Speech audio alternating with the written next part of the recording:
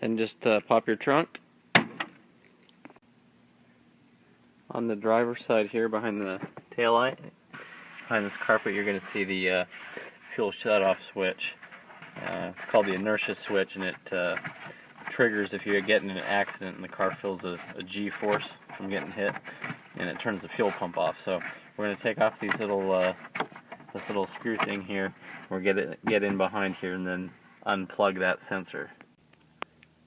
So once again, we're here behind the tail light inside the carpet, and this is what it looks like right here. It's just this thing with a little button on the top that you would push down to activate it, and then there's just a little tab here that we're going to undo. Just going to pull up on the front of it and slide it off, and then we're going to start the car, and eventually there will be no fuel pressure. So I just pried up on the top of this and then pulled it down with both hands. Now start the car and let it idle for a few minutes or until it runs out of fuel. Shouldn't take too long, but it can take up to a few minutes. There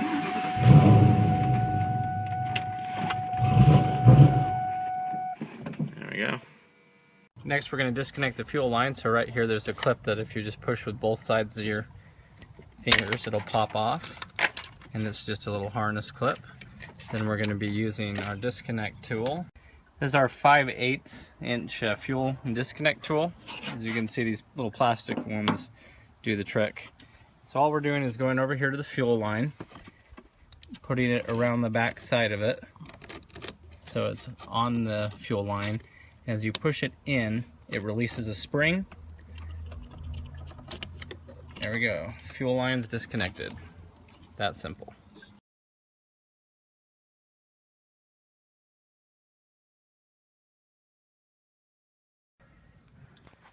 Okay, and then don't forget to plug your inertia switch back in. Otherwise you'll wonder why the car doesn't start. Okay, make sure the button is down too, because when you get in an accident, that's what pops up, cuts the fuel off. Okay, now the real test. Turn the key and listen for that pump to come on. There it is.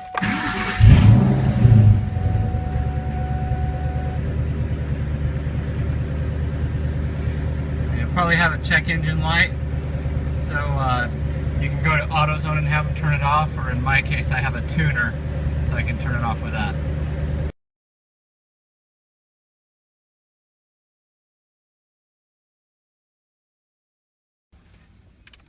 So the codes that are going to come up are going to represent that unplugging of the inertia switch, and so if you go to read them, you're going to see that it's the fuel pump driver module, which is a little box that's in there that goes near that inertia switch. So it's reading that it's not getting fuel, so you just go through. And the other one that came up was a lack of HO2's switch sensor. So anyway, just clear those two codes out, have AutoZone do it if you don't have a tuner, and you'll be good.